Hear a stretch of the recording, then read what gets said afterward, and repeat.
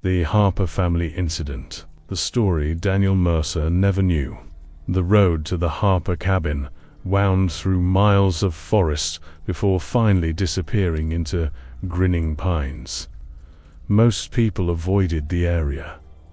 Not because there were warning signs, not because anyone told them to stay away, because Grinning Pines felt wrong. The feeling wasn't something people could explain.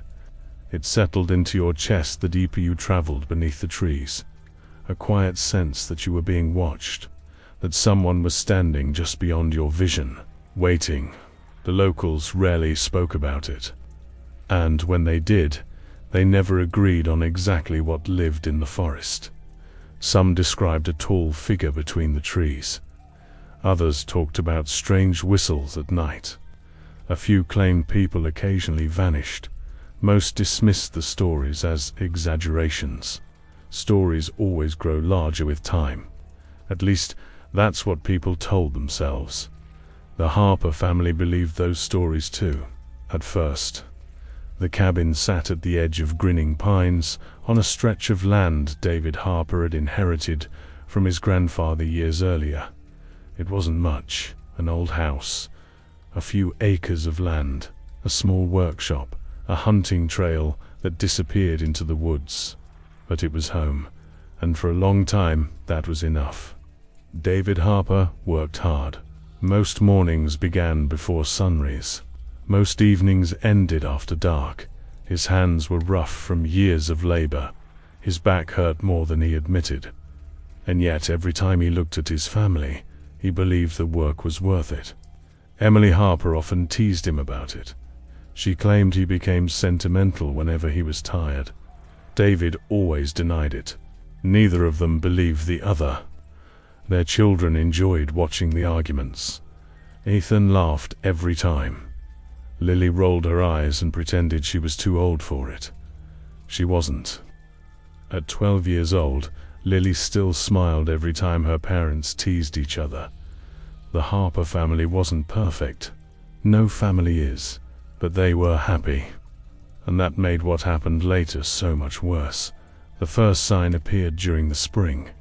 Emily discovered it while walking one of the old trails behind the cabin. At first she thought it was trash. A rusted lantern hanging from a tree branch. The metal was black with age. The glass was cracked. Someone had hung it deliberately. That much was obvious. What wasn't obvious was why. The nearest trail sat nearly 2 miles away. No one should have been there. Emily considered taking the lantern home. Instead, she left it where it was. By the following week, she had forgotten all about it. Or at least she thought she had. Then she found another one. This lantern hung deeper in the woods, far enough away that it couldn't have been the same object. Again, the lantern looked ancient. Again, it had been placed deliberately. This time, Emily examined it more closely. Something had been scratched into the metal. The letters had faded with time. Most were unreadable. Only one word remained visible: look. The discovery bothered her more than she cared to admit. That night, she mentioned it during dinner. David laughed. Probably some kids messing around. Emily shrugged. Maybe. But she didn't sound convinced. Lily immediately became interested. What if it's a treasure map? Ethan grinned. What if it's a serial killer? David pointed a fork at him. You're not helping. The conversation ended there. The lantern should have been forgotten. Instead, Emily found herself thinking about it long after everyone else had moved on. A week later, she returned to the forest, not because she needed to, because she wanted to. She told herself it was curiosity, nothing more. The trail felt different that day. Quieter. The deeper she walked, the fewer sounds she heard. No birds. No insects. No movement. Only the crunch of leaves beneath her boots. Then she found a third lantern, and a fourth, and a fifth. Each one hung slightly farther into the forest than the last. Each one seemed to point in the same direction, as though someone had left a trail. Emily followed it, not because she believed anything waited at the end, because she needed to know who had placed them there. The answer should have been simple: a hunter, a prankster, some local kid with too much free time. Instead, the trail led somewhere else, somewhere she had never seen before. A circular clearing hidden deep within Grinning Pines. Dozens of lanterns hung from the surrounding trees. Old lanterns, hundreds of them, maybe thousands, all facing inward, toward a weathered stone marker standing at the center. Emily stopped walking. For the first time since entering the forest, she felt genuinely uneasy. Something about the clearing felt wrong. Not dangerous, familiar, as though she had somehow been there before. The stone marker stood motionless in the center of the clearing, covered in moss, covered in age, covered in questions. And without realizing it, Emily Harper took the first step toward the answer that would destroy her family. Emily stood at the edge of the clearing for several minutes. The lanterns swayed gently overhead.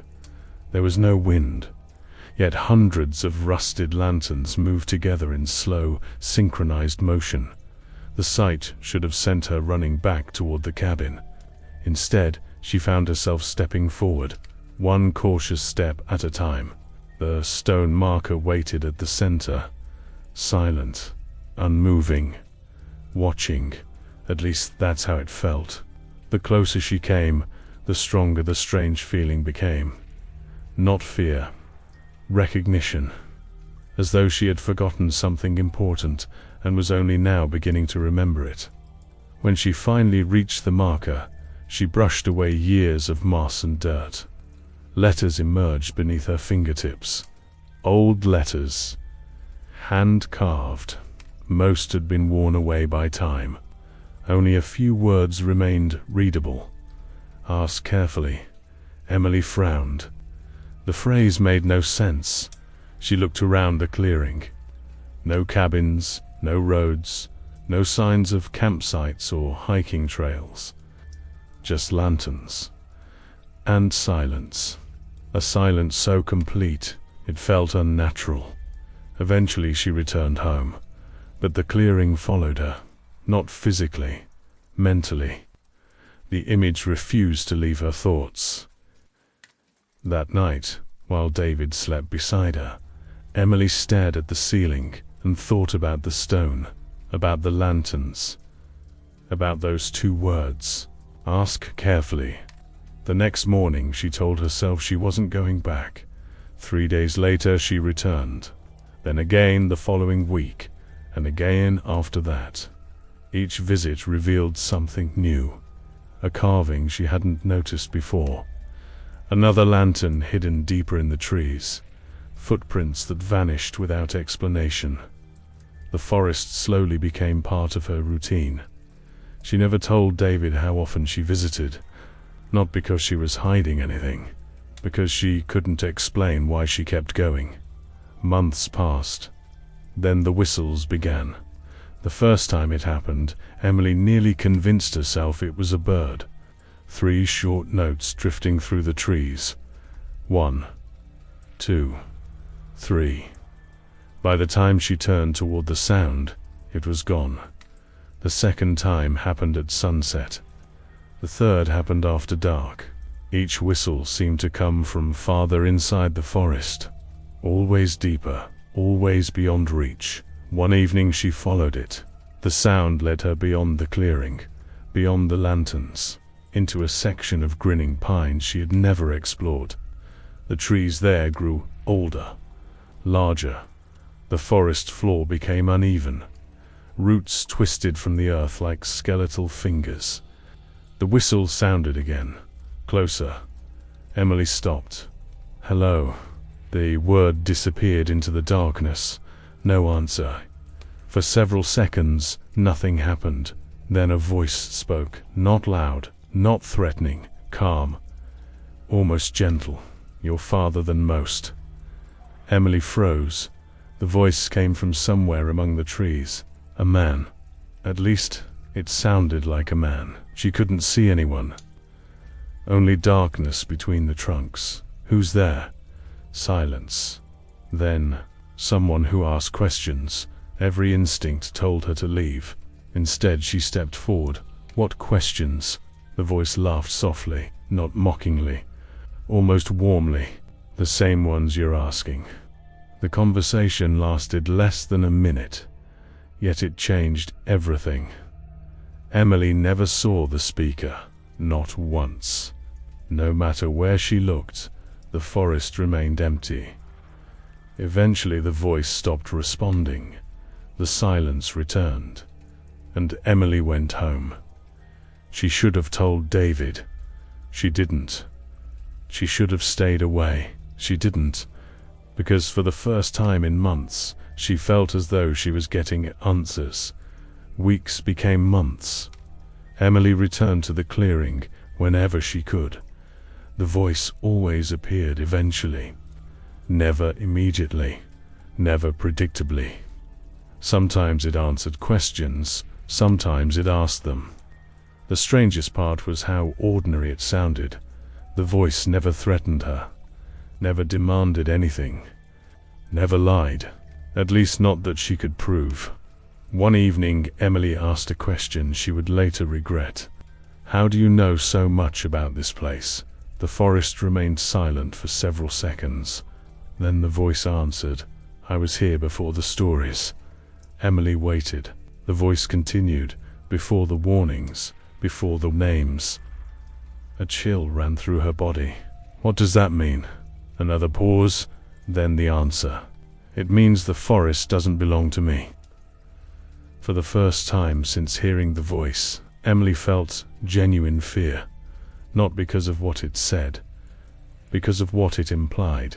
If the voice didn't belong to the forest, then what did? That night she returned home shaken. David noticed immediately. "Are you okay?" Emily forced a smile, just tired. He studied her for a moment. He knew she was lying. He simply didn't know why. Neither did she. Not completely, yet. Because deep down, Emily Harper had already crossed a line she didn't recognize. She had stopped investigating Grinning Pines, and begun investigating whatever was waiting inside it. And somewhere beyond the lanterns, hidden among the trees, something was beginning to investigate her in return. The changes happened slowly. So slowly that Emily barely noticed them at first.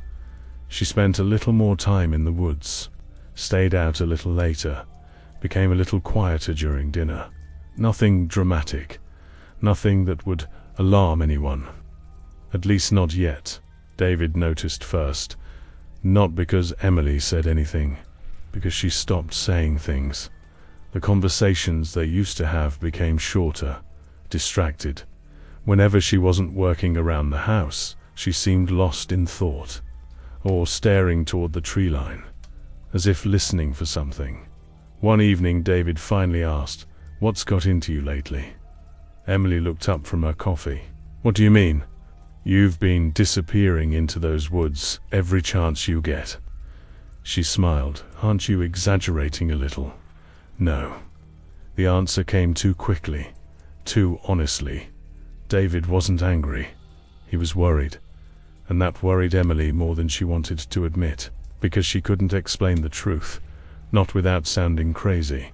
How could she tell him she was having conversations with a voice nobody else could hear? How could she explain the lanterns, or the stone marker, or the feeling that every visit brought her closer to understanding something enormous? She couldn't, so she lied. "It's just hiking." David didn't believe her, but he let it go. For now. The voice was waiting when she returned to the clearing 2 days later. "You're lying to him." Emily stopped walking. The words came from somewhere beyond the lanterns. "You heard that?" The voice laughed softly. I heard enough. Emily should have been frightened. Instead, she felt embarrassed, as though she had been caught doing something childish. Why do you care? Silence followed. Then, I don't. The answer somehow felt worse. Emily walked to the stone marker. You never answer questions directly. Neither do you. She frowned. What does that mean? The voice waited, then replied, You tell your husband you're hiking. The forest became quiet again. Emily hated that the voice was right. Over the following weeks, the conversations became longer. The voice knew things it shouldn't. Local history, disappearances, events that had never appeared in newspapers. Sometimes Emily would spend hours asking questions. The voice never seemed impatient, never seemed annoyed. It simply answered, or sometimes refused. The refusals fascinated her most because they suggested limits, boundaries, rules. One evening, Emily finally asked the question that had been bothering her for months. Who are you? For the first time, the voice didn't answer immediately. The silence stretched, long enough for Emily to think it might never respond. Then, a name isn't the same thing as an answer. Emily rolled her eyes. That's not an answer either. The voice laughed. A low, amused sound drifting through the trees. No. Something about that laugh unsettled her. Not because it sounded threatening, because it sounded human. Months passed. The seasons began changing. The lanterns remained. The clearing remained. The voice remained. And Emily's obsession grew. She started keeping journals, detailed notes about every conversation, every whistle, every carving, every strange event. She filled notebook after notebook. Patterns emerged. Dates repeated. Locations repeated. Names repeated. Some names belonged to missing hikers. Others belonged to people no official records seemed to recognize. Then one name began appearing more than any other, again and again, across different carvings, different lanterns, different places. The same name. Grins. Not Mr. Grins, just Grins. The word appeared so often that Emily eventually asked about it. The forest became unusually quiet. Then the voice spoke. Where did you hear that? Emily immediately regretted asking. For the first time, the voice sounded different. Not angry. Careful. She explained where she had seen the name. The silence that followed lasted nearly a minute. Then, people give names to things they don't understand. Emily waited. The voice continued. Sometimes the names survive longer than the truth. The answer raised more questions than it solved. As usual. Then something happened that changed everything. A whistle echoed through the forest. 1, 2, 3. Except this time, it wasn't coming from somewhere distant. It came from directly behind her. Emily spun around. No one stood there. Nothing moved. Yet, for a split second, she thought she saw a shape between the trees. Tall. Far taller than any normal man. Gone before she could focus on it. Her heart pounded. What was that? The voice answered immediately. The quickest response she had ever received. Leave. Emily froze. What? Go home. For the first time, the voice sounded serious. Not calm. Not amused. Urgent. Why? No answer. What's out there? The forest remained silent.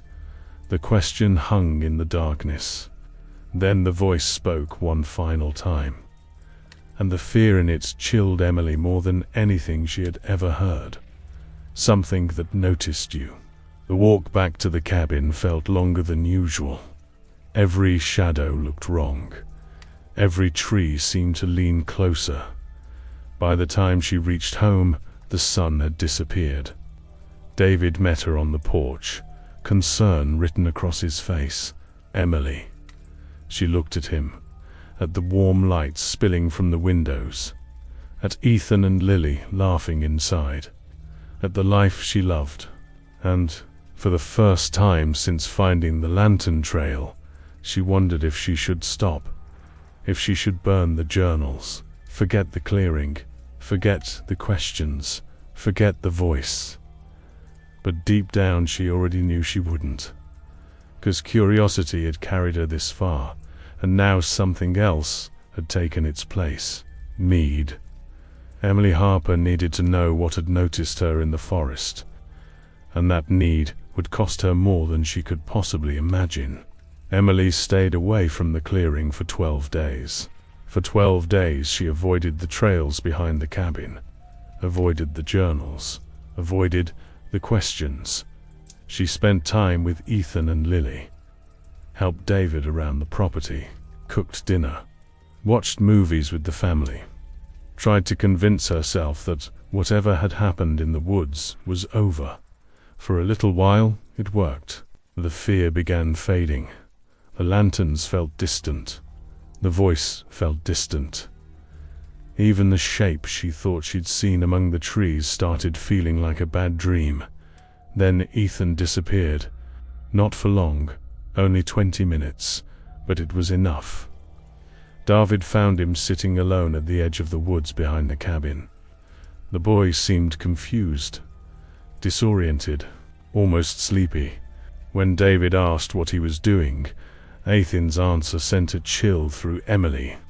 "I heard somebody whistling." The room fell silent. David laughed it off. Kids imagine things. Kids wander. Kids get distracted. Emily didn't laugh. That night, she couldn't sleep. The next morning, she returned to the clearing. The voice was already waiting. "You came back." Emily ignored the greeting. "Did you talk to my son?" Silence. Then, no. Emily felt relief. Briefly. Then the voice continued. "It wasn't me." The relief vanished instantly. "What does that mean?" The forest remained quiet. Then, "You should leave this alone." Emily almost laughed. For months the voice had answered questions, encouraged them. Now it wanted her to stop. Why? What's noticed me? No answer. What is it? Nothing. What does it want? The silence stretched. Then finally, the same thing it always wants. Emily's stomach tightened. "Which is?" The answer came softly. "Attention." The conversation ended there. The voice never spoke again that day. Over the next several weeks, strange things began happening around the Harper property. Small things. Easy things to dismiss. A door left open. Tools moved from one location to another. Lights turning on after midnight. Footprints appearing in mud after rain. David blamed wildlife, wind, memory. Anything but what Emily suspected, because David didn't know. He couldn't know. Not yet. Then Lily started hearing whistles.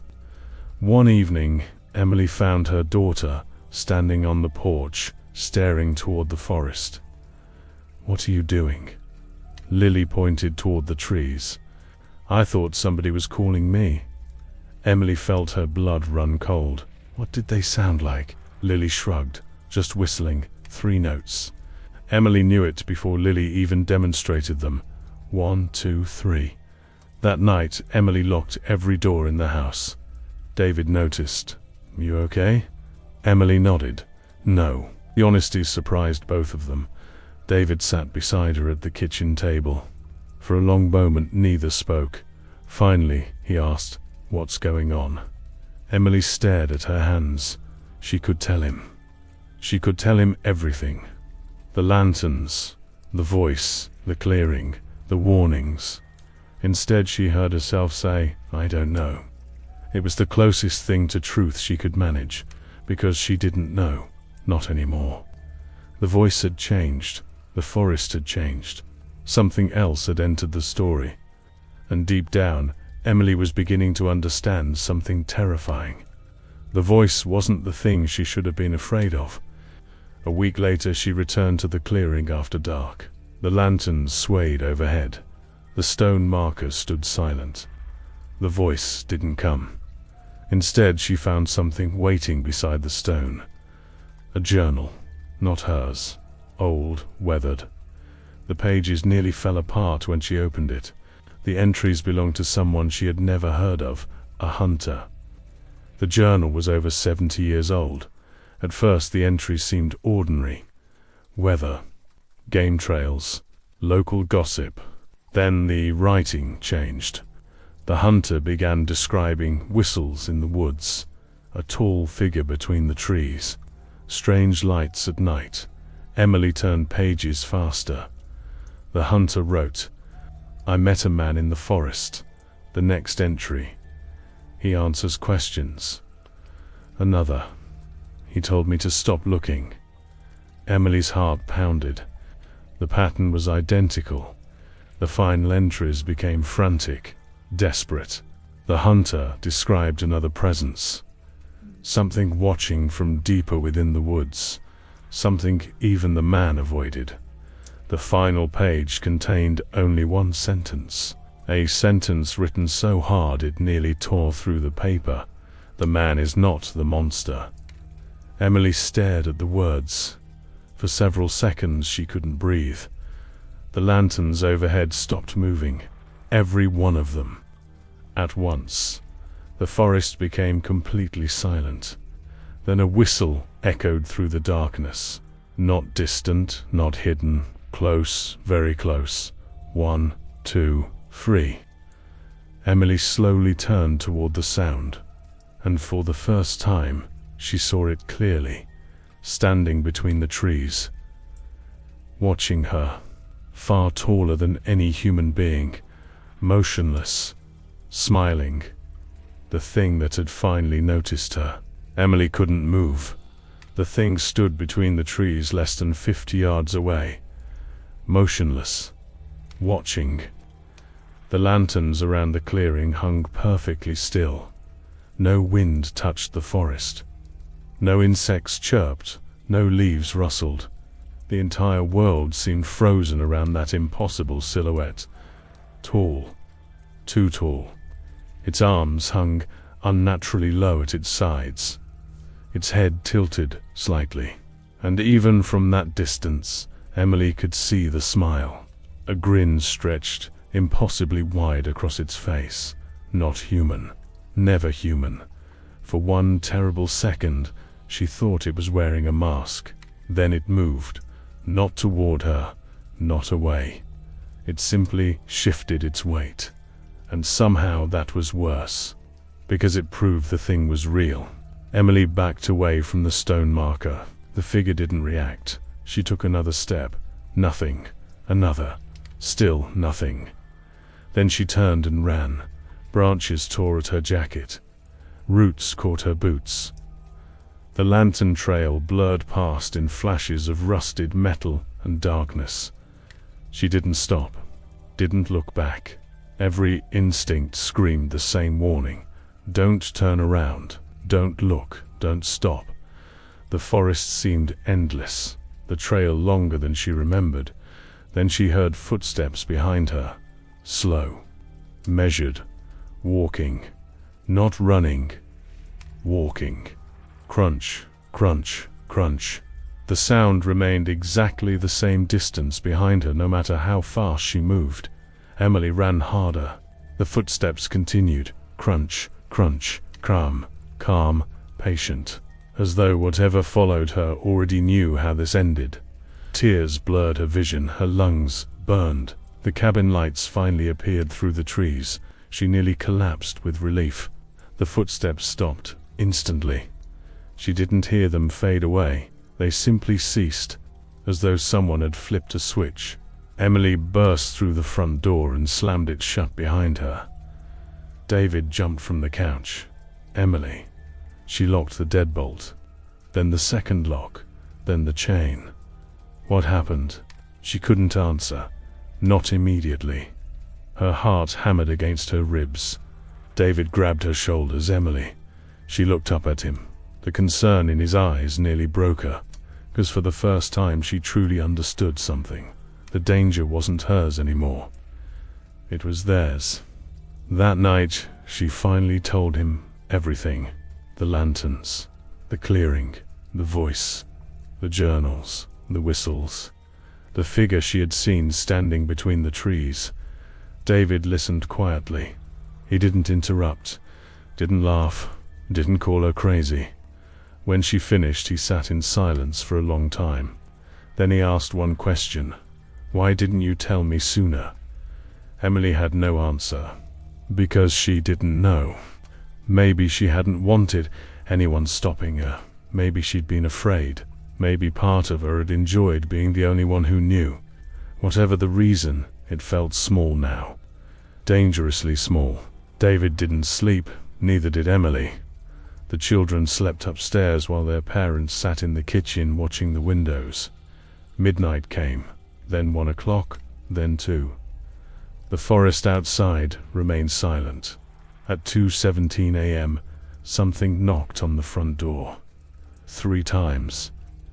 Emily froze. David slowly stood. Neither moved toward the door. The knocks came again. Slow, deliberate, patient, like someone politely waiting to be invited inside. David grabbed the shotgun he kept near the pantry. Emily watched him approach the window beside the door. He looked outside, then immediately stepped backward. The color drained from his face. "What is it?" For several seconds he couldn't answer. Then, nothing. Emily knew he was lying. She moved toward the window. David grabbed her arm, hard, harder than he intended. "Don't." The fear in his voice terrified her, because David Harper wasn't afraid of anything. The knocking stopped. The silence that followed felt worse. Neither of them spoke. Finally, David looked outside again. The porch was empty. No footprints, no vehicle, no person standing at the door. Nothing. The next morning, David searched the property. He found no evidence, no tracks, no signs of trespassers, no explanation. But when he returned, he found Emily standing on the porch, staring toward the woods. "Look." David followed her gaze. At first he didn't see it, then he did. A lantern hung from a tree near the edge of the property. It hadn't been there yesterday. David knew it. Emily knew it. Someone had placed it there overnight. The lantern hung perfectly still. Beneath it, carved into the tree, was a single word. "Closer." David cut the lantern down immediately, smashed it with a hammer, burned the pieces. That night, another appeared, then another the following night. Each one closer to the cabin, closer to the family, closer to Ethan and Lily, as though something was slowly approaching. One lantern at a time. Weeks passed. The atmosphere inside the house changed. Nobody laughed as much. Nobody slept well. The children began having nightmares. Lily woke screaming 3 nights in a row. Ethan started leaving lights on in every room. Neither child would explain why. Then one evening, Emily overheard Ethan talking to someone through his bedroom window. The boy was whispering, nodding, listening. When she entered the room, he was alone. "What were you doing?" Ethan looked confused. "Talking. To who?" The answer nearly stopped her heart. "The smiling man." Emily searched the room. Nothing. No footprints outside. No signs anyone had been there. Yet Ethan seemed completely sincere. What did he want? The boy shrugged. He just asked questions. Emily felt sick. What kind of questions? Ethan looked toward the dark window, then back at her. "The same questions you ask." The room suddenly felt much colder, because Ethan couldn't have known that. Nobody could, not unless someone had been listening. And somewhere beyond the glass, beyond the yard, beyond the tree line, Emily had the horrible feeling that something was smiling in the darkness, waiting for the next question. Emily didn't tell Ethan what she was thinking. She simply closed the bedroom curtains, locked the window, left the hallway light on, then sat awake outside his room for most of the night. Every creak in the house made her jump. Every gust of wind made her glance toward the front door. Around 3 in the morning she heard footsteps upstairs. Slow, careful, deliberate. Emily immediately stood. David was asleep beside her downstairs on the couch. The children were in their rooms. At least they were supposed to be.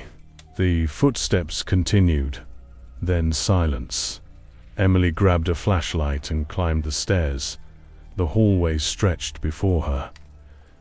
Dark, quiet. Both bedroom doors remained closed. Nothing appeared out of place. Then she noticed something on the floor. Mud. A single muddy footprint, adult-sized. Standing directly outside Ethan's room, her pulse quickened. She aimed the flashlight around the hallway. No one, no movement, nothing. The footprint shouldn't have been there. The carpet was dry. The stairs were dry. The rest of the hallway was clean. Only one muddy print, as though someone had taken a single step out of nowhere, then vanished. Emily opened Ethan's bedroom door. The boy slept peacefully. The window remained locked. The curtains remained closed. Everything appeared normal, except for the drawing lying on his desk. She was certain it hadn't been there earlier. The drawing showed a forest, lanterns hanging from trees, a stone marker, and a tall figure standing among the shadows. The figure's face consisted entirely of a grin. No eyes, no nose, just teeth. Emily felt sick. Ethan. The boy stirred, half awake. What? She held up the drawing. Did you make this? Ethan blinked, then nodded. When? He yawned. Tonight. Emily stared at him. You drew this tonight? Yeah. The answer came casually, as though nothing about the picture was unusual. Why? Ethan frowned. The smiling man wanted to know if I remembered. Emily felt a cold knot form in her stomach. Remembered what? She wanted to ask. Instead, she looked back at the drawing. Something about it bothered her. Then she realized what. The stone marker looked exactly like the one in the clearing. A place Ethan had never seen. The next morning, David agreed to accompany her into the woods. Neither said much during the hike. The tension between them had grown heavier with every passing day. Not anger, fear, shared fear. When they reached the clearing, David stopped dead. The lanterns surrounded them, hundreds of rusted lights hanging silently from the trees. The stone marker waited at the center. For several seconds, neither spoke. Then David whispered, "What is this place?" Emily didn't answer because she didn't know. Not really. David examined the marker carefully. Then he noticed the carvings, names, dates, messages, warnings. The longer he looked, the more unsettled he became. Finally, he stepped away. We need to leave. Emily looked at him. What? We need to leave this place. The statement surprised her. David wasn't talking about the clearing. He was talking about the cabin, the property, everything. He wanted to move. For a moment, Emily considered agreeing. Pack up, leave, start over somewhere else.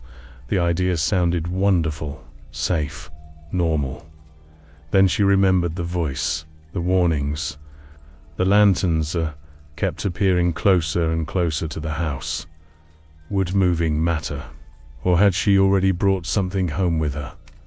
The thought terrified her, because deep down she suspected the answer. That night, David made phone calls. Real estate agents, friends, anyone who might help them leave quickly.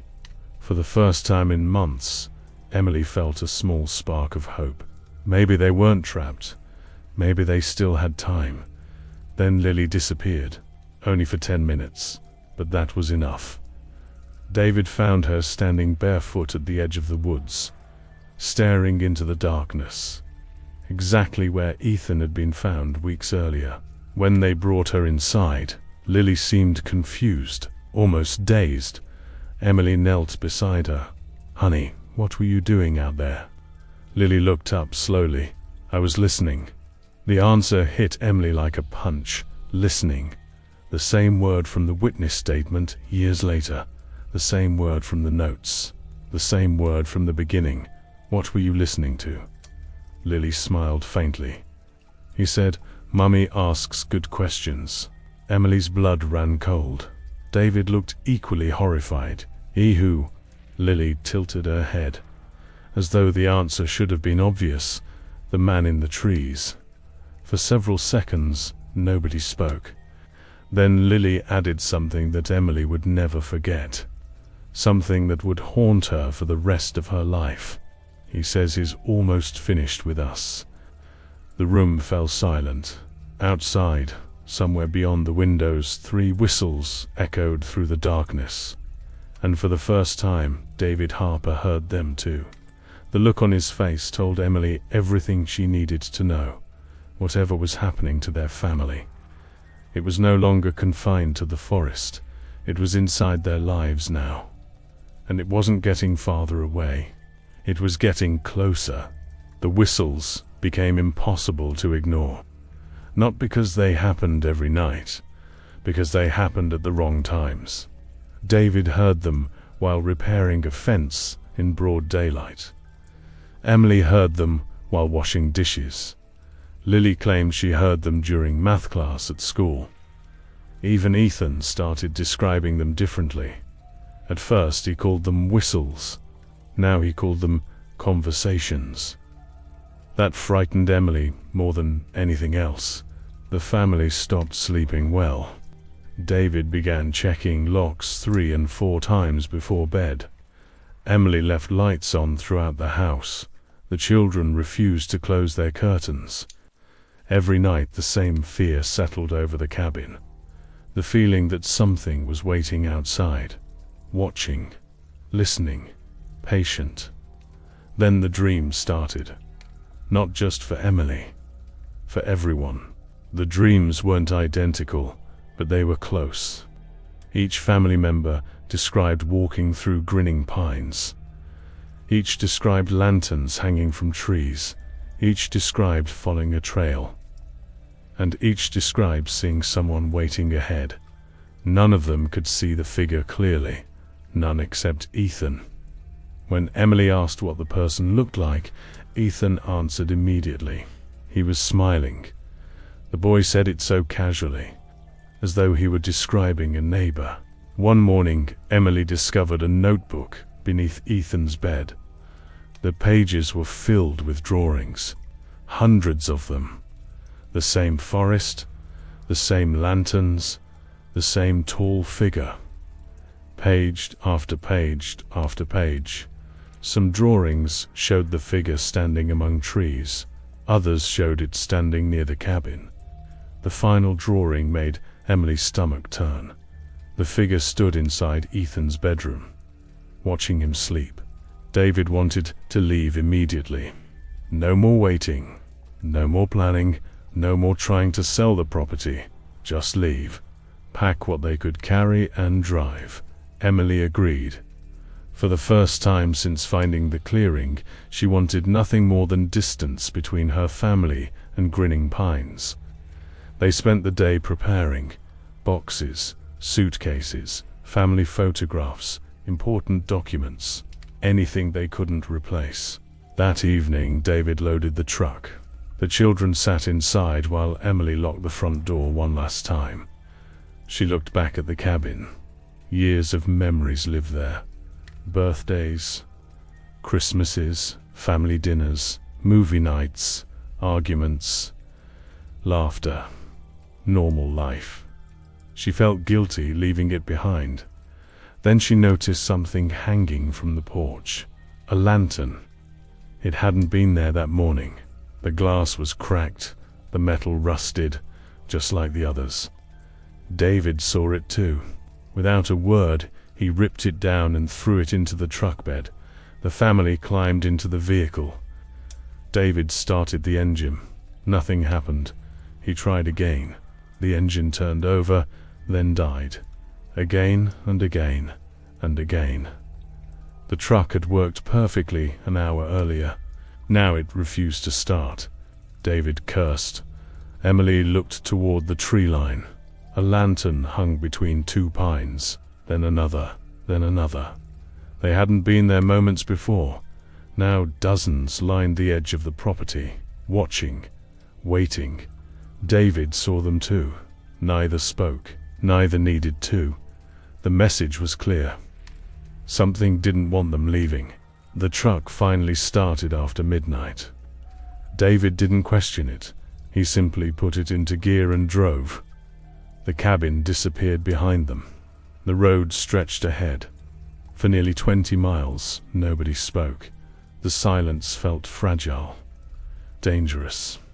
Then Lily pointed through the windshield. "Mom?" Emily followed her gaze. Her heart stopped. The Harper cabin stood ahead of them. David slammed on the brakes. The truck skidded sideways. Everyone stared. The cabin sat exactly where it should not have been. The same porch, the same mailbox, the same broken shutter. They had been driving away for nearly half an hour. Yet somehow they had arrived back home. No intersections, no wrong turns, no explanation.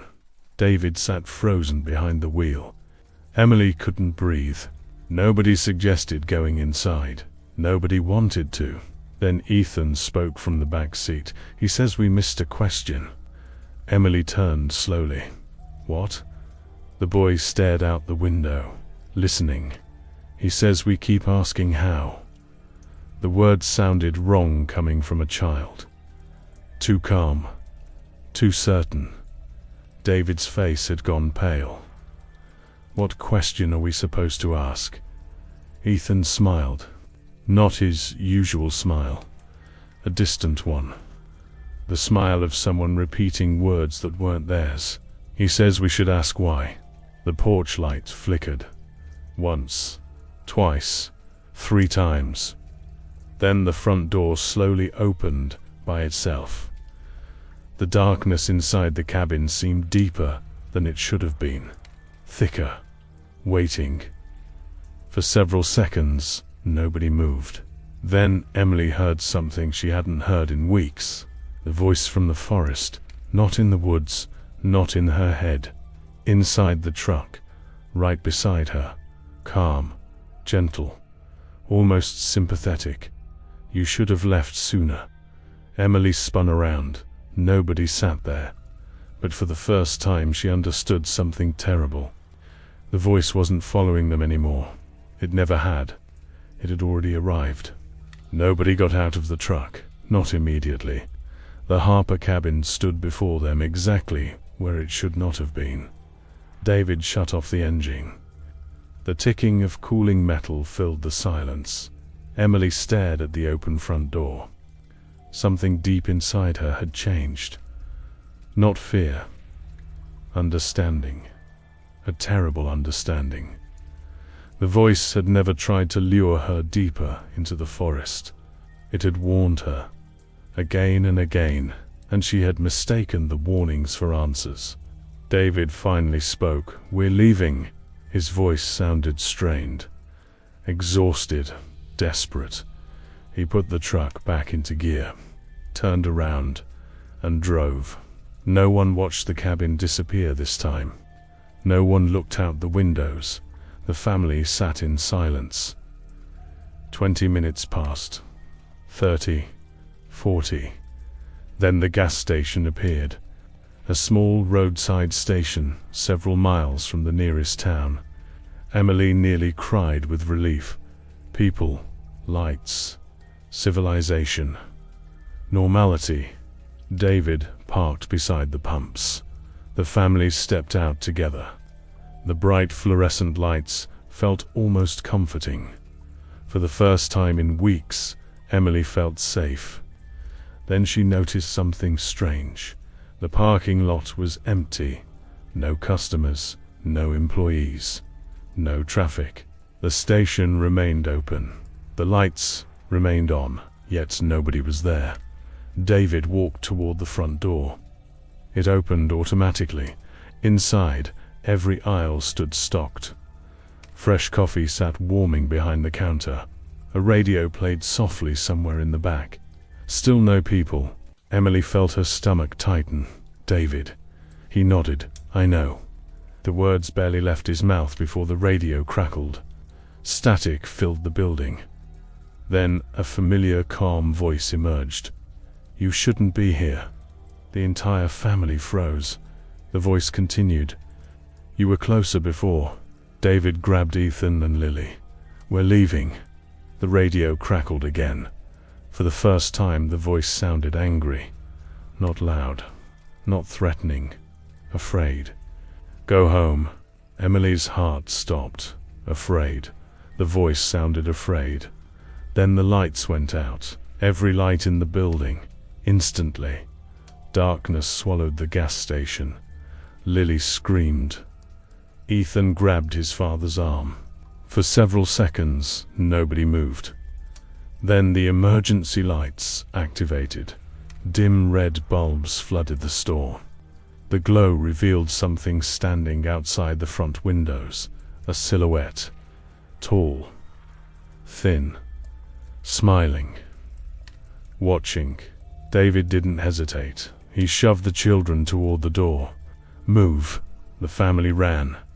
The moment they reached the truck, the figure vanished. Not moved. Vanished. Gone. As though it had never been there. David started the engine. The truck roared to life immediately. They drove. Faster than before. Harder than before. Desperation replacing reason. The highway remained empty. No other vehicles appeared. No signs of life. No indication the outside world existed anymore. Only road, forest, darkness. Then Emily noticed something ahead. Headlights. A vehicle parked on the shoulder. Relief surged through her. Finally, another person. Someone who could help. Someone who could explain. Someone normal. David slowed the truck. The abandoned vehicle sat partially hidden among the trees. Its driver's door stood open. The engine was still running. The headlights remained on. Yet no one occupied the vehicle. David stepped out. Emily immediately regretted it. Something felt wrong. The truck belonged to someone. Someone who had left in a hurry. The driver's seat sat empty. A flashlight rested on the ground. Nearby, muddy footprints led into the forest. Only one set, leading in. None leading out. David followed them a short distance, then stopped. The footprints ended abruptly. Not faded, not washed away. Ended, as though the person had simply ceased to exist. He returned to the truck without speaking. The look on his face frightened Emily, because David had reached the same conclusion she had. Whatever happened in Grinning Pines wasn't staying in Grinning Pines anymore. It was spreading. The children finally fell asleep around dawn. Exhaustion had won. Emily envied them. She hadn't slept properly in weeks. David gripped the steering wheel. The sun slowly rose over the horizon. For a brief moment, everything looked normal again. The trees looked like trees. The road looked like a road. The nightmare felt distant. Then Ethan opened his eyes. The boy sat upright immediately, listening. "What is it?" Emily asked. Ethan tilted his head, as though hearing something far away. Then he looked toward the woods, toward the endless rows of pines, and smiled. Not because he was happy, because he recognized something. The expression chilled Emily to her core. "What do you hear?" The boy answered softly. The questions stopped. Nobody spoke. The silence felt heavy. "Wrong." Then Ethan whispered 6 words that would haunt Emily forever. "He doesn't need to ask anymore." The road curved gently ahead. A wooden sign emerged from the morning fog. David slowed. Emily felt her blood turn to ice. The sign wasn't a highway marker. It wasn't a town sign. It wasn't a road sign at all. Someone had carved the words by hand, freshly, recently. The message read, "Thank you for bringing them closer." Below it, another line had been added, a line written in careful, elegant lettering. The same handwriting Emily had seen before. The same handwriting found in warnings. The same handwriting that belonged to the voice. "I tried to stop this." For the first time since entering the lantern clearing months ago, Emily understood the truth. The voice wasn't leading her toward danger. The voice had been standing between her family and it, and whatever had finally noticed the Harpers. It no longer cared about warnings. The sign disappeared behind them. But Emily couldn't stop thinking about the final message. "I tried to stop this." For months she had assumed the voice was manipulating her, leading her, using her. Now she wasn't so sure. The realization arrived too late. Whatever the voice had been trying to prevent was already happening, and her family was trapped in the middle of it. The Harpers spent the next 3 days at a motel nearly 200 miles from Grinning Pines. At first it felt like they had escaped. The whistles stopped. The nightmares faded. The children laughed again. David began talking about finding a new home. A fresh start. No forests, no cabins, no lanterns. Just normal life. Emily wanted to believe it. She really did. Then she saw the first lantern. It hung from a tree outside the motel parking lot. Old, rusted, waiting. Emily didn't tell anyone. She hoped she was imagining it. The next morning it was gone. Relief flooded through her, until that evening, when she found another. This one hung outside their motel room. Closer. Watching. The message scratched into the metal reed. "Not far, Ianoag." Emily destroyed it. The next day 2 appeared. David finally saw them. For several minutes he simply stared. Then he sat down on the edge of the motel bed. Exhaustion had begun replacing fear. The kind of exhaustion that comes from fighting something impossible. What does it want?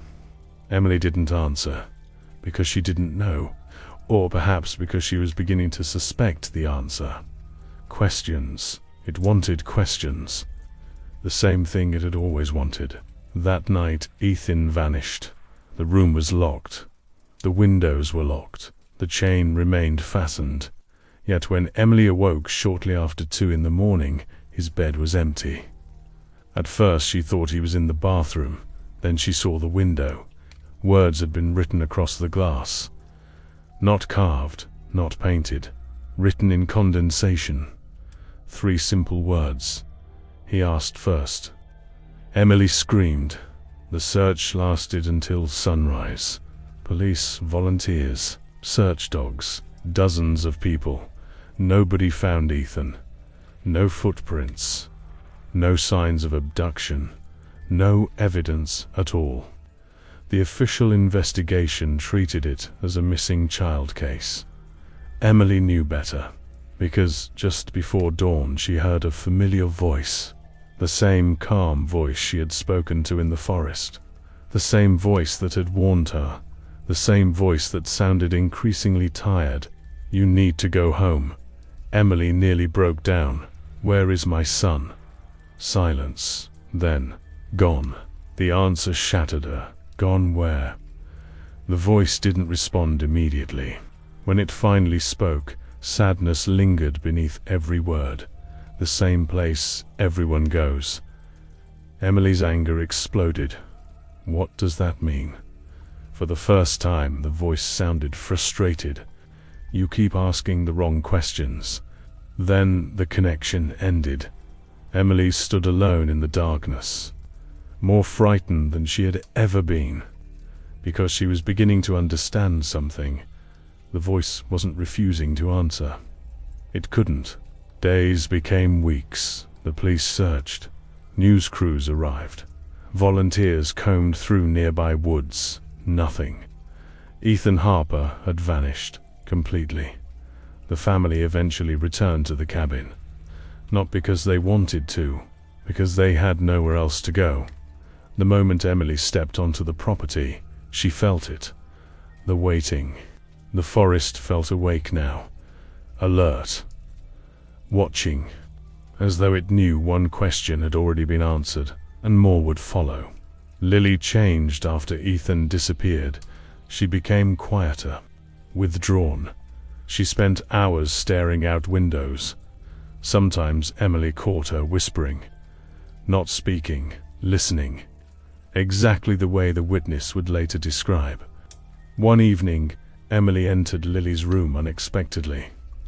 The girl sat beside the window, nodding slowly, as though responding to someone outside. The curtain shifted, just slightly. Emily rushed to the glass. Nothing stood there. Nothing at all. Lily. The girl looked up. Calm. Too calm. Who were you talking to? Lily frowned. No one. The answer came automatically. Practiced. Then she added something that made Emily's blood run cold. He says, Ethan isn't scared anymore. The room felt suddenly smaller. What? Lily looked toward the trees. He says Ethan knows now. Emily grabbed her shoulders. Knows what? For several seconds, Lily didn't answer. Then she smiled sadly. The answer. That night, Emily returned to the clearing alone. She hadn't visited in months. The lanterns still hung from the trees. The stone marker still stood at the center. Everything looked unchanged, except for one thing. A new name had been carved into the stone. Fresh, recent. The letters looked almost wet.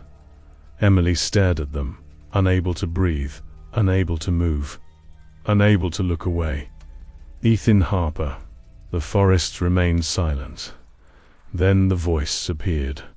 Not from the trees, not from the darkness. Everywhere you should leave. Emily ignored it. Her eyes remained fixed on Ethan's name. What happened to him? Silence.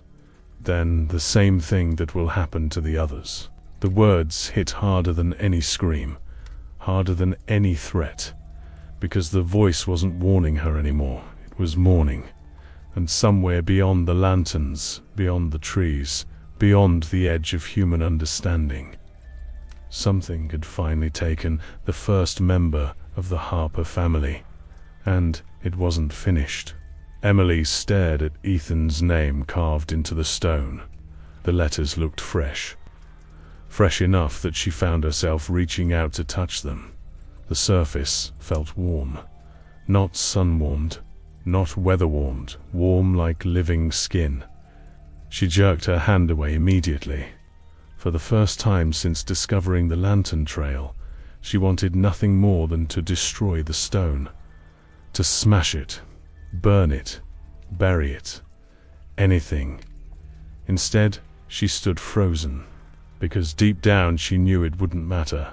The voice returned, softer than before. You shouldn't be here. Emily laughed bitterly. The sound surprised even her. Months. The word echoed through the clearing.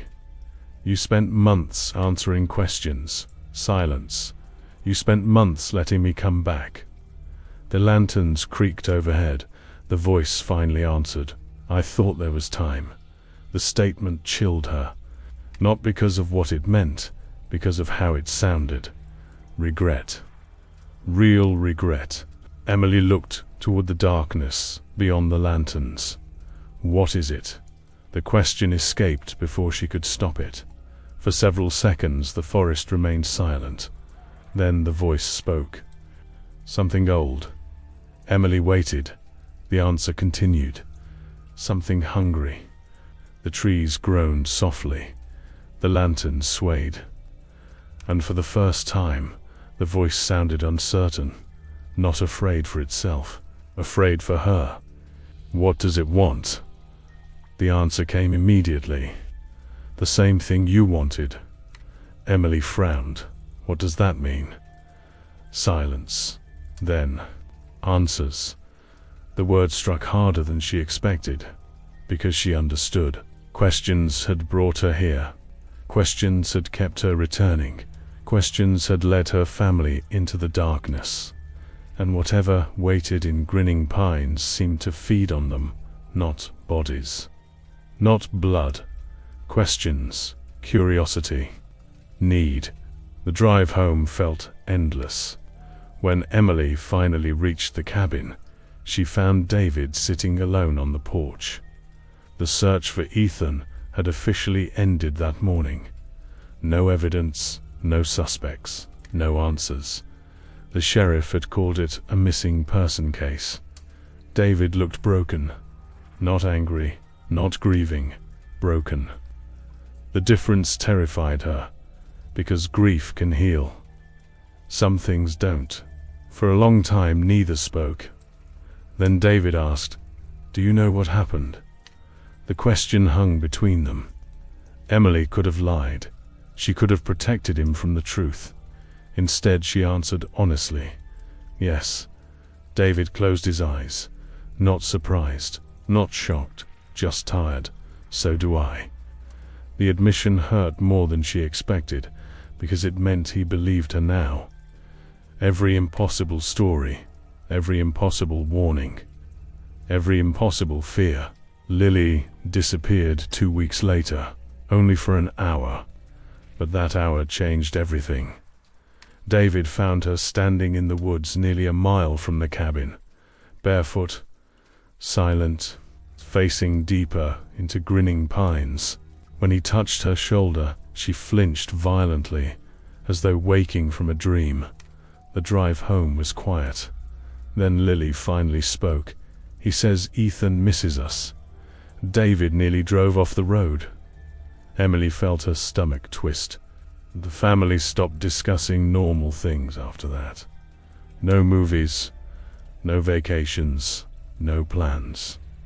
Every conversation revolved around one subject: how to survive. Yet survival seemed impossible. The whistles happened daily now. Doors opened on their own. Windows unlocked themselves. Lanterns appeared overnight. The children heard voices. David heard footsteps circling the cabin after dark. And Emily began seeing someone standing among the trees. Watching, always watching. She never saw him clearly.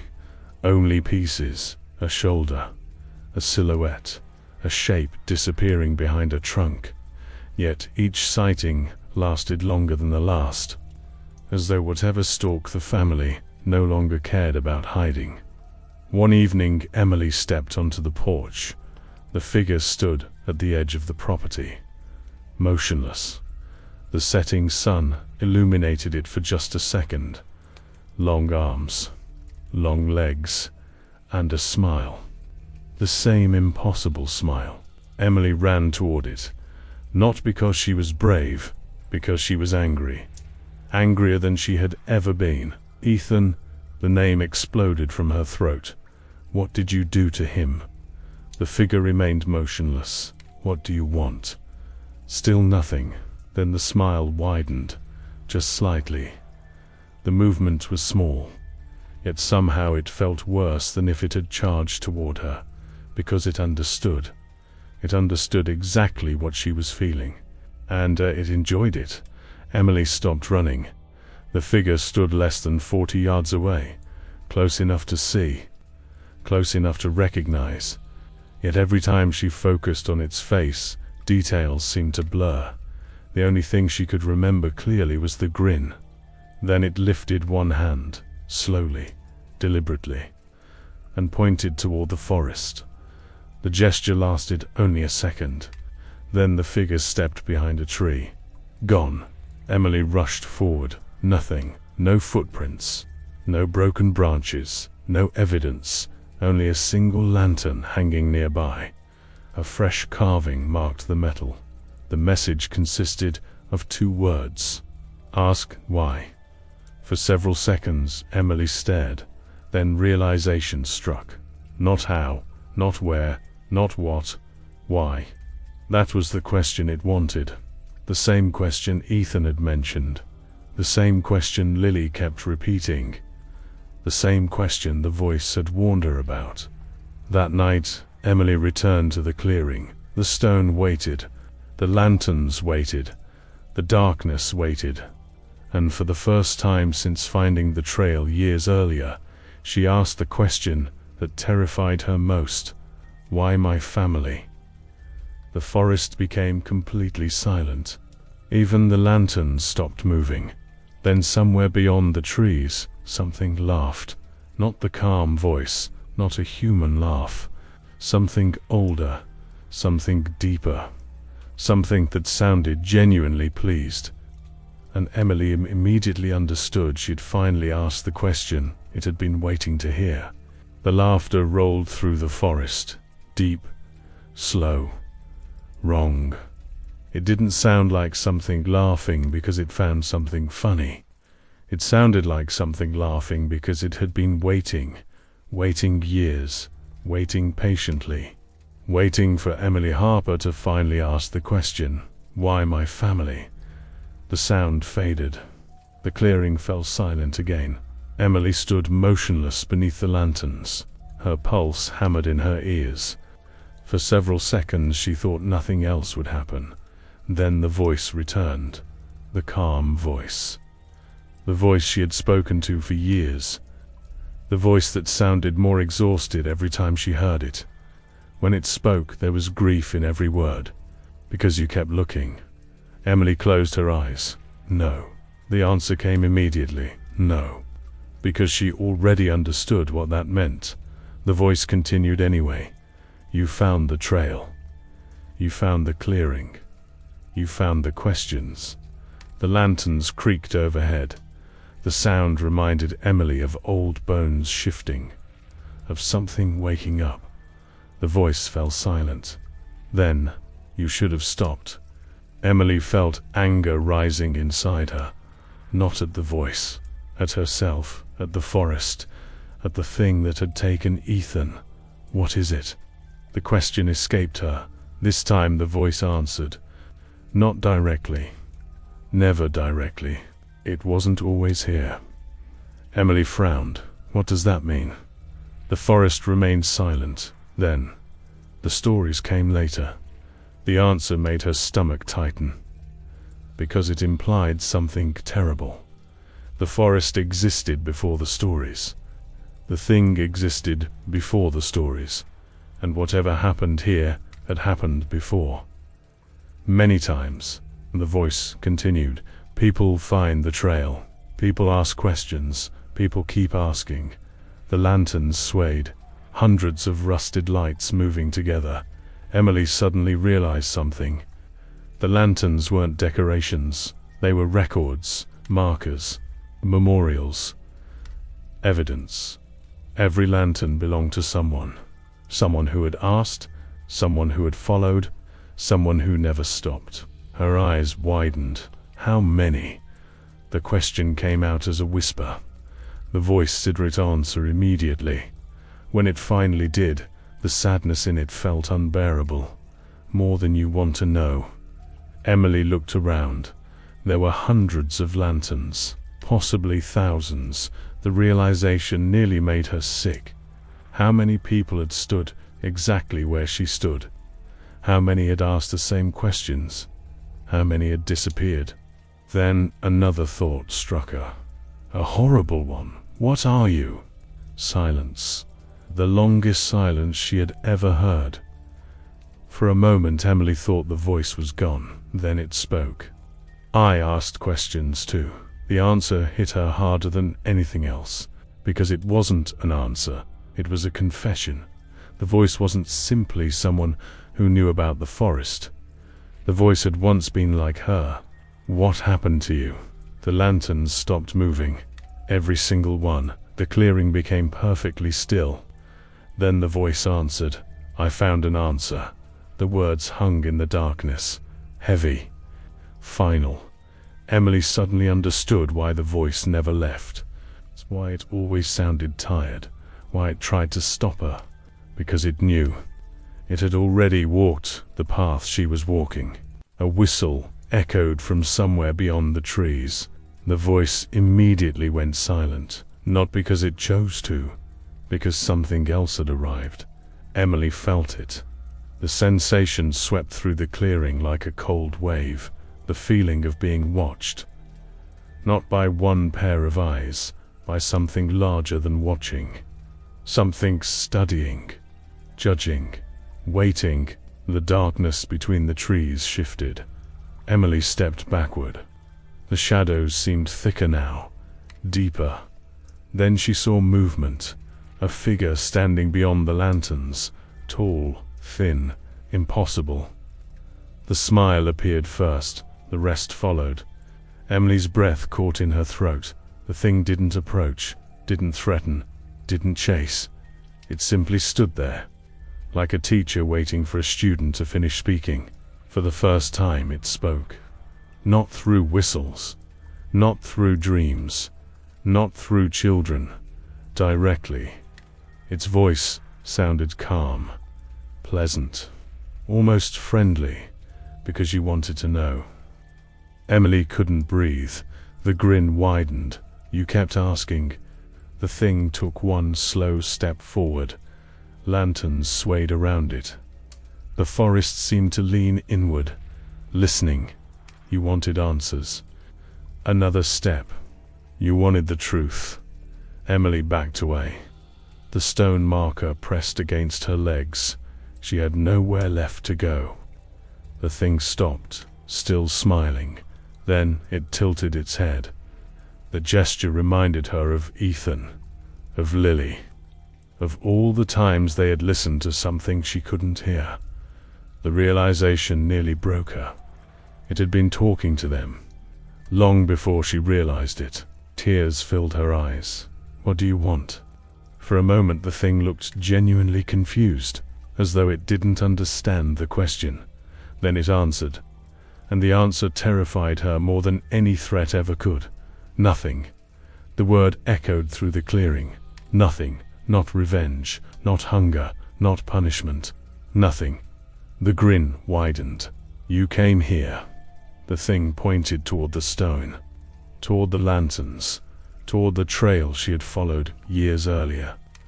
You asked. The realization struck her like a physical blow. The thing hadn't hunted her. It hadn't chased her. It hadn't found her. She found it. And by finding it, she had opened a door that never should have been opened. Then the smile somehow widened further, and the thing asked a question of its own. A question Emily Harper would spend the rest of her life trying to answer. What did you think was waiting at the end? Emily didn't remember leaving the clearing. Later, she would remember pieces. The lantern swaying overhead. The smile watching her. The question, what did you think was waiting at the end? Then nothing.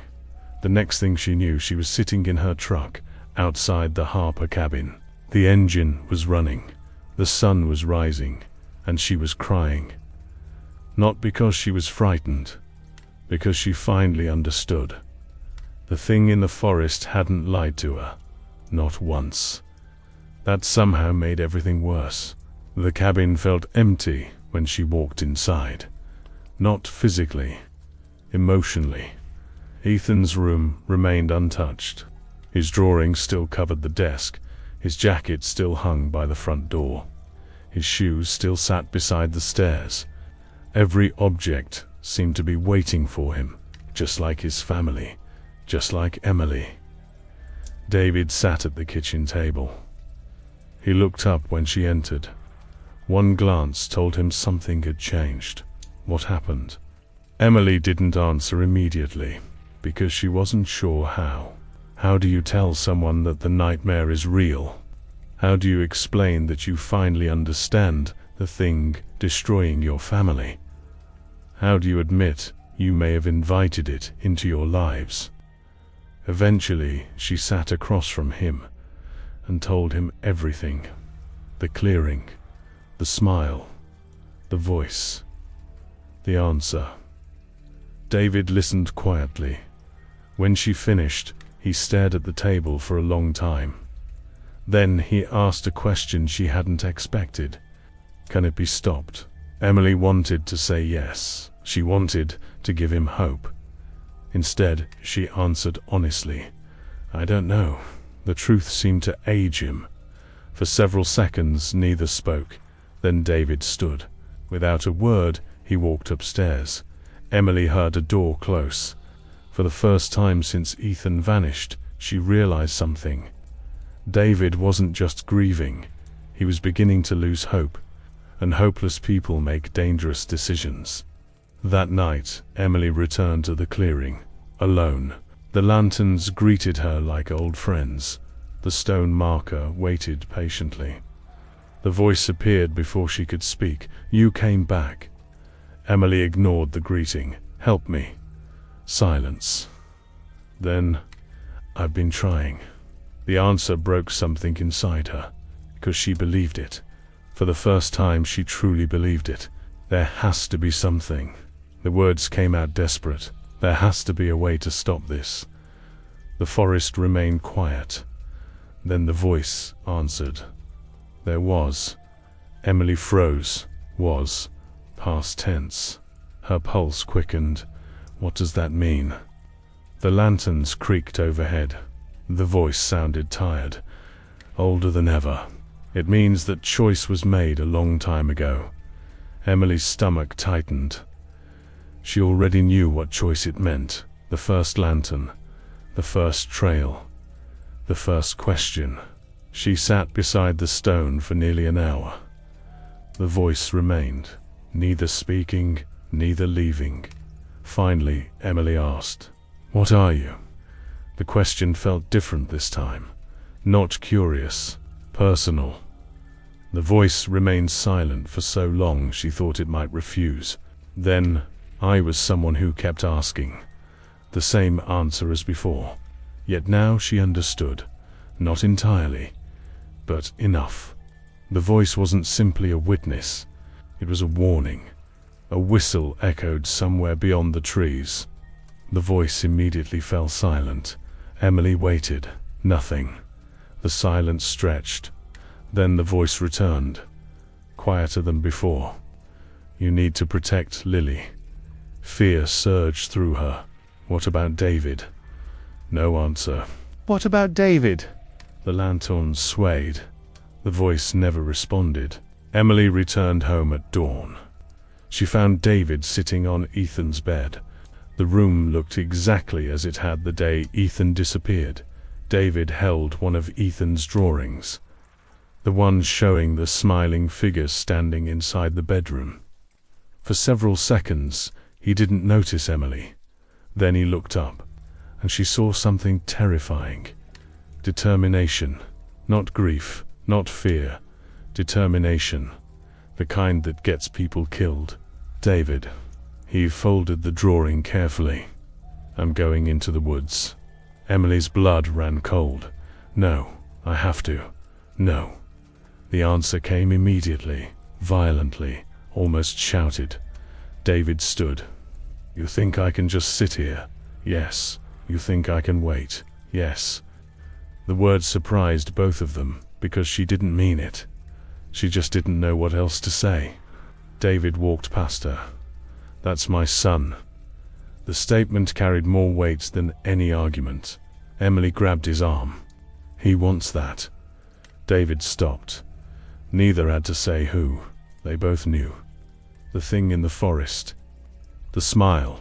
The whistles. The lanterns. David looked toward the tree line visible through the kitchen window, then back at Emily. Maybe. The answer terrified her, because it wasn't disagreement. It was acceptance. That afternoon, Emily began hiding journals. Not because she expected anyone to find them, because she was running out of options. One beneath a loose floorboard, another inside an old lantern, a third sealed inside a metal box she buried near the clearing. She documented everything: the trail, the stone, the voice, the whistles, the smile. If she couldn't stop what was happening, maybe someone else could. Maybe someday. As the sun began setting, Lily appeared beside her. The girl looked exhausted, paler than usual, older somehow. "Mom." Emily looked up. "What is it?" Lily hesitated, then quietly asked, "Do you think Ethan is lonely?" The question nearly shattered her.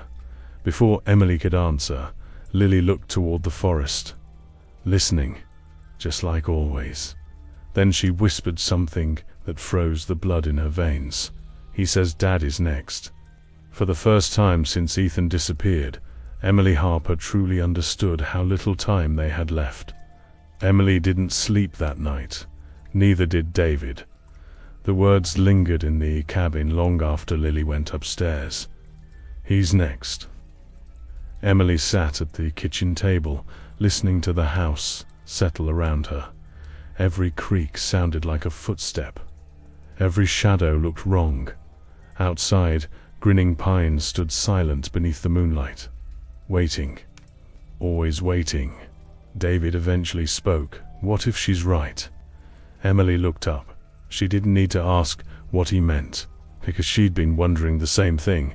What if Ethan really is talking to her? The question hung in the darkness. Months earlier, Emily would have dismissed it immediately. Now she couldn't. Too many impossible things had already happened. Too many questions had become answers.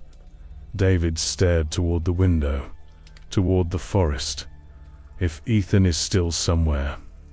His voice cracked, just slightly. ... Then I have to find him." Emily closed her eyes, because the determination she'd seen earlier was growing, and she knew where it would lead. The next morning, Lily began talking in her sleep. At first, the words made no sense. Random phrases, fragments, half-finished sentences. Then the messages became clearer. Emily sat beside her daughter's bed listening. Lily's eyes remained closed. Her breathing remained steady. Yet she continued speaking. "Not that way." Pause. "The lanterns are wrong." Another pause. "Don't follow the third whistle." Emily felt her stomach tighten.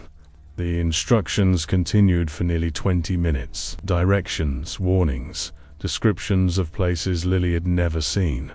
Then she spoke a sentence that made Emily's blood run cold. "Tell Mum the cave isn't empty." Emily froze. The cave. Lily didn't know about the cave. Emily had never told her. No one had. Yet the sleeping girl continued talking, as though relaying information from somewhere far away, or someone. When Lily finally awoke, she remembered none of it. The girl seemed exhausted. Dark circles had formed beneath her eyes. She barely touched breakfast. Spent most of the morning staring out windows, listening, always listening. By afternoon, she asked Emily a question, a simple question, the kind children ask every day. But it terrified her. "Mum, do you think answers can get lonely?" Emily stared. "What?" Lily shrugged. "He asked me." The room suddenly felt smaller. Emily knelt beside her daughter. "Who asked you?" Lily looked genuinely confused, as though she couldn't understand why the answer wasn't obvious. "The smiling man." The words landed like a punch. Emily's hands began shaking. "What else did he say?"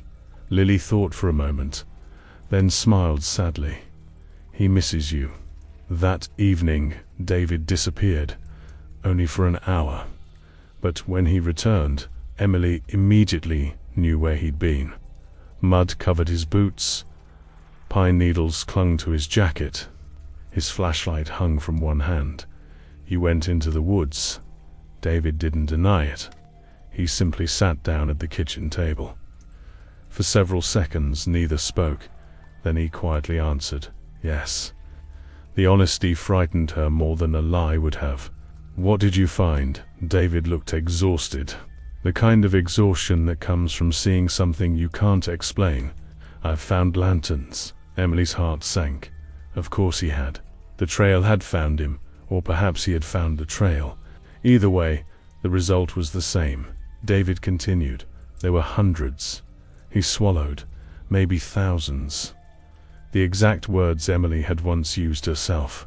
Then he reached into his pocket and removed a folded piece of paper. Emily immediately recognized the handwriting. Elegant, careful, the handwriting from the warnings, the voice. David slid the note across the table. Emily unfolded it. The message contained only 5 words. "I can't keep him away." The room became completely silent. For the first time, David looked genuinely frightened. Not of the forest, not of the lanterns, of the implication. The voice had always sounded calm, controlled, patient. Now it sounded desperate. And if something capable of surviving Grinning Pines was desperate, what exactly was it afraid of? The question lingered long after the note was burned. That night, Emily heard movement outside her bedroom window. Not footsteps, breathing. Slow, steady, close. She sat upright instantly. The sound continued. For several seconds she couldn't move. Then she forced herself toward the curtain. The breathing never stopped. Closer now. As though whoever stood outside knew she was approaching. Emily grabbed the fabric, pulled it aside. Nothing. No person. No footprints. No movement. Only darkness. Then she noticed writing on the glass. Fresh. As though someone had traced the letters with a finger. 3 words. "You asked why." The next morning, Lily was gone. No broken windows. No forced locks. No signs of struggle. She'd simply vanished. Just like Ethan. The search began immediately. David searched the property. The woods. The trails. The roads. Emily searched until her legs gave out. Neither found anything. Then, just before sunset, Emily heard a familiar voice. Not the smiling one. The other one. The tired one. The voice she'd spoken to for years. And for the first time since she'd met it. It sounded heartbroken. "She's gone." Emily collapsed to her knees. Tears blurred her vision. Where? Silence. Then, the same place Ethan went. The answer shattered her, because she already knew what it meant. The stone, the lanterns, the names, the pattern. The family wasn't being hunted anymore. The family was being collected, and now only 2 Harpers remained. The house felt wrong after Lily disappeared. Not empty. Wrong. Silence had filled the spaces where laughter used to live. Ethan's room remained untouched. Lily's room remained untouched. Their toys sat where they'd been left. Their clothes hung in closets. Their toothbrushes rested beside the sink. Everything remained exactly as it had been, except the children were gone. The normal things became unbearable. Emily found herself avoiding certain rooms. The hallway outside Lily's bedroom. The kitchen table where Ethan used to draw. The living room couch where the family watched movies together. Every corner of the cabin had become a memory, and memories had become weapons. David handled the grief differently. He stopped sleeping, stopped shaving, stopped pretending. Whatever hope remained inside him vanished the day Lily disappeared. Emily could see it. The fight was gone. Only purpose remained. One evening she found him studying a map of Grinning Pines. Red circles covered the paper. Handwritten notes filled the margins. Locations, dates, trails, lantern sightings, whistle reports. David looked exactly like an investigator. Exactly like a man building a case. Except this wasn't a case. It was his family. David. He didn't look up. What? Stop. The answer came quietly. I can't. Emily walked closer. You're doing exactly what I did. For the first time, he looked at her. The statement hit harder than she intended, because they both knew it was true. Months ago, Emily had chased answers. Now David was chasing Ethan and Lily. The paths looked different. The destination was the same. I don't care. His voice sounded hollow. I have to find them. Emily felt tears forming, because she understood. If their positions were reversed, she'd be doing the same thing. 3 days later, David found the clearing. He didn't tell Emily immediately. She knew because she saw it in his eyes. The same look she'd worn years earlier. The look of someone who'd finally seen something impossible.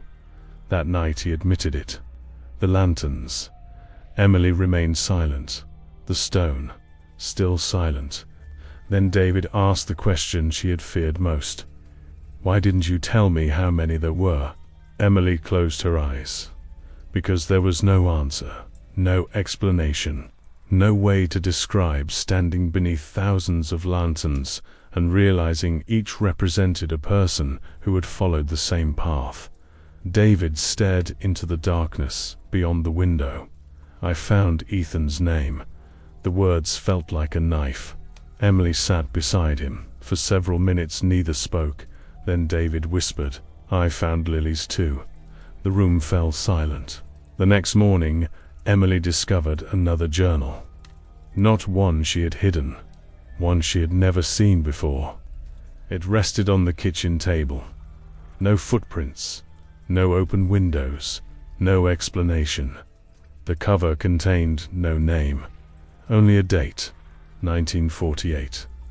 The entries belonged to a man who had lived near Grinning Pines decades earlier. At first the journal seemed familiar. Questions. Lanterns. Whistles. The same pattern. Then Emily reached the final pages. The handwriting became frantic, uneven, desperate. The man wrote, It takes them one at a time. It always has. It always will. The next page contained another entry. The ones left behind always follow. That is how it continues. Emily's blood ran cold. She turned the page. One final sentence remained, written so deeply it nearly tore through the paper. By the time you understand the pattern, you're already part of it. David disappeared 2 nights later. Not completely. Not at first. Emily awoke shortly after midnight. The front door stood open. Cold air drifted into the cabin. David's boots were gone. His flashlight was gone. His truck remained parked outside.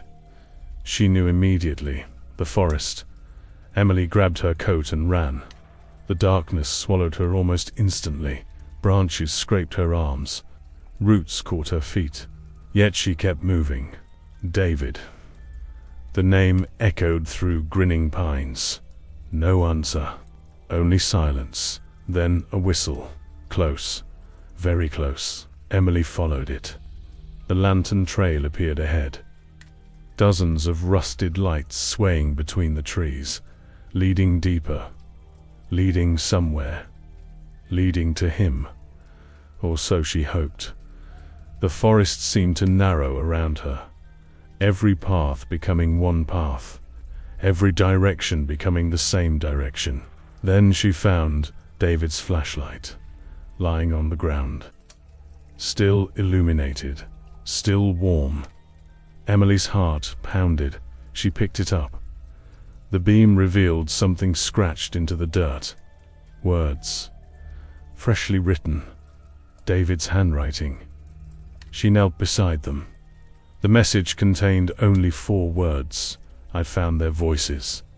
The sight nearly broke her, because she knew exactly what it meant. David had heard them. Ethan, Lily, or something pretending to be them. Either possibility terrified her. Emily searched until dawn. Nothing. No footprints. No David. No answers. When she finally returned to the cabin, exhausted and shaking, she found something waiting on the porch. A lantern. Unlike the others, this one was new. Almost pristine. A brass tag hung from the handle. Emily already knew what she would find before she looked. Still, she forced herself to read it. The tag contained a single name, David Harper. Emily sank onto the porch steps. The forest stood silent beyond the property. Watching. Waiting.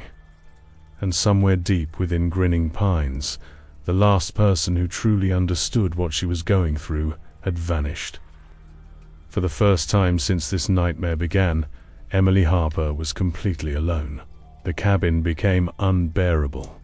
Every room contained ghosts. Not real ghosts, memories.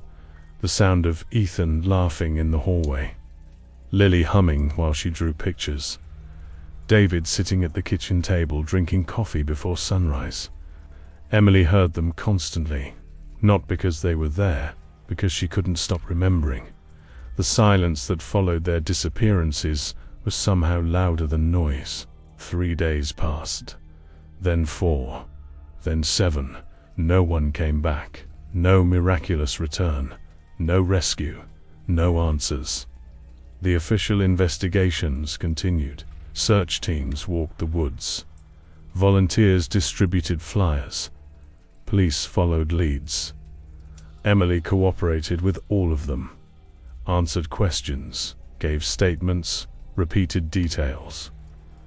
All while knowing none of it mattered. The people searching were looking in the wrong place. The truth waited in Grinning Pines. The truth always had. On the 8th night after David disappeared, Emily heard the voice again. The calm one. The tired one. The voice that had tried to stop this from the beginning. Emily. She sat upright immediately. The house was dark, empty, cold. Where are they? The question escaped before she could stop it. The voice didn't answer. Not directly. Instead it asked, "Do you remember the first lantern?" Emily frowned. Of course she remembered. The rusted lantern hanging from a tree. The object that started everything. The voice continued, "I hoped you would walk away." The admission hurt more than she expected, because she believed it. "I didn't." "No." The answer came softly. "You didn't." Silence followed. Then the voice said something it had never said before. Something that made Emily's blood run cold. "It's time." The words hung in the darkness. "It's time for what?" No answer. "It's time for what?" The house creaked softly around her. Then the voice spoke. The end. Emily closed her eyes. Not because she was surprised, because she wasn't. Deep down she had known this moment was coming. The story had been moving toward it from the very beginning. The first lantern. The first question. The first step into the clearing. Every choice had led here. By sunrise she had packed a small bag. Not because she expected to come back, because routines were comforting. The journals went into the bag first. Every note, every observation, every warning, everything she had documented over the years. The lantern hidden in the attic, the journals beneath the floorboards, the notes buried near the clearing. She left them all where they were, waiting. Someday, someone might find them. Emily spent the afternoon walking through the cabin. One room at a time, not searching, remembering. Ethan's room, Lily's room, the kitchen, The porch, David's workshop. Every space held a piece of the life they had built together, a life she had destroyed. The realization hurt, not because she hated herself, because she finally understood the cost. Answers always have prices, and she had never stopped paying. As sunset approached, Emily stood on the porch. The forest stretched before her, dark, endless, waiting. The first lantern appeared among the trees, then another, a trail of dim, rusted lights leading away from the cabin, leading deeper into Grinning Pines, leading toward the end. For a long time she simply watched them. Then she started walking. The trail felt familiar, not because she had walked it before, because she had spent years moving toward it. Every lantern seemed brighter than usual. The clearing appeared just before nightfall. The stone marker waited at its center. 4 names had been carved into the surface now. Ethan Harper, Lily Harper, David Harper, Emily Harper. She stared at the final name, her name. The last letter was unfinished. Just like before, the voice appeared immediately. "You're here." Emily nodded. Neither of them pretended anymore. Neither of them asked meaningless questions. For several minutes they simply stood together in silence. Finally, Emily spoke. "What are you?" The voice laughed softly, not mockingly, almost sadly. "You know." Emily did, or at least she understood enough. Someone who had asked, someone who had followed, someone who had reached the end. The lanterns suddenly stopped moving. Every one of them. The clearing became completely still.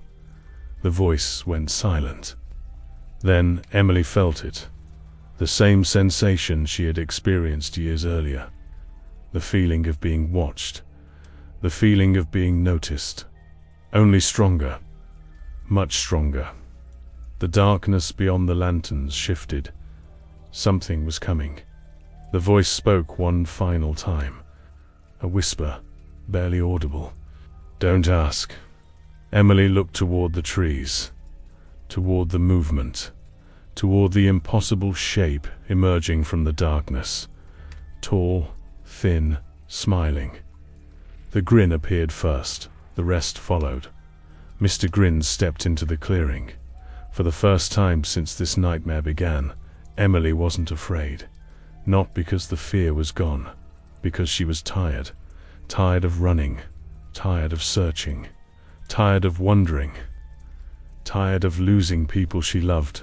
Mr. Grins stopped beside the stone marker. The grin never faded. The forest remained silent. The lanterns remained still. For several seconds, neither moved.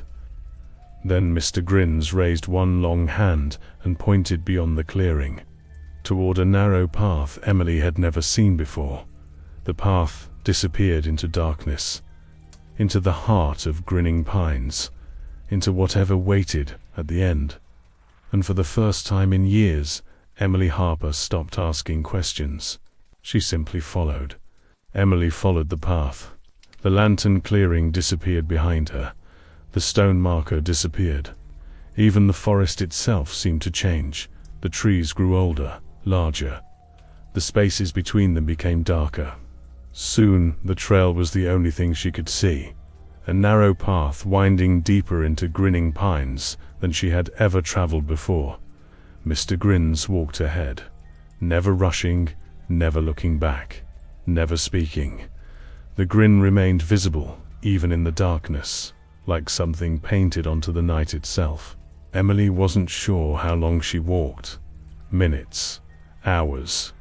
Time felt different there, wrong. Eventually the forest began to thin. Stone appeared beneath her feet. Ancient roots twisted through the ground. Then she saw it, the cave, hidden beneath a wall of exposed earth and tangled roots. The entrance looked impossibly old, as though it had existed long before the first tree had grown above it. Mr. Grins stopped. The grin never faded. Then he stepped aside, allowing her to enter. For a long moment, Emily stood, motionless. This was it. The end. The destination she had spent years chasing. The answer waiting beyond every lantern, beyond every whistle, beyond every warning. She should have been terrified. Instead, she felt exhausted. The kind of exhaustion that comes when there are no more roads left to walk. Slowly, she stepped inside. The air felt cold, still, ancient. Her flashlight illuminated rough stone walls. The passage narrowed, then widened. The deeper she traveled, the quieter everything became, until eventually even her own footsteps seemed distant. Then the tunnel opened into a chamber. Emily stopped breathing. Hundreds of lanterns surrounded the room, not hanging from trees, resting on shelves carved directly into stone, rows upon rows, thousands of them, stretching farther than her flashlight could reach. Every lantern different, every lantern old, every lantern waiting. The sight overwhelmed her.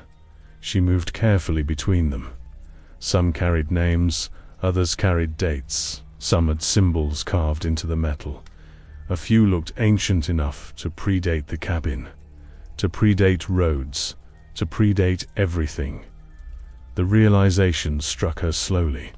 The clearing had only contained a fraction of them, a warning, a preview.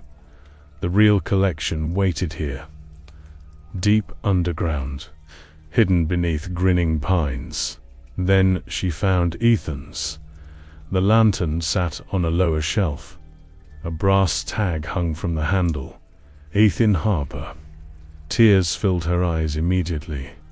A few feet away stood another. Lily Harper. Then another. David Harper. Emily's knees nearly gave out. For years she had searched. For years she had hoped. Now she understood. Not where they were, not exactly, but enough. Enough to know they were gone. Enough to know she would never bring them home. At the center of the chamber stood a stone pedestal. A journal rested upon it, fresh, waiting. Emily approached slowly. The cover was blank, no title, no name, only empty pages. She opened it. The first page contained a single sentence, written in elegant handwriting she immediately recognized. The handwriting of the voice, the handwriting from the warnings, the handwriting from the notes, the handwriting that had tried to save her. This is where people leave things behind. Emily sat beside the pedestal. For a long time she stared at the journal. Then she began writing. Everything. The lanterns, the clearing, the voice, the smiles, the warnings, the disappearances, the questions. Every page filled with observations, memories, regrets. Hours passed, perhaps days. She never knew. Eventually, the journal became several journals, then more, stacked beside the pedestal, waiting for someone. Someday. One tree read, "If you're reading this, I should have left the forest alone." Another, "Don't follow the third whistle." Another, "The lanterns are not the beginning." And finally, "Ask carefully." The same warning she had ignored years earlier. The same warning that started everything. Emily closed the final journal. For the first time since Ethan disappeared, she felt calm, not happy, not relieved. Finished. The chamber remained silent. Then a familiar voice spoke behind her. The calm voice. The tired voice. The voice she had spent years chasing. "Thank you." Emily turned. For the first time she saw him. Not clearly. Not completely. Just enough. A man. Or what remained of one.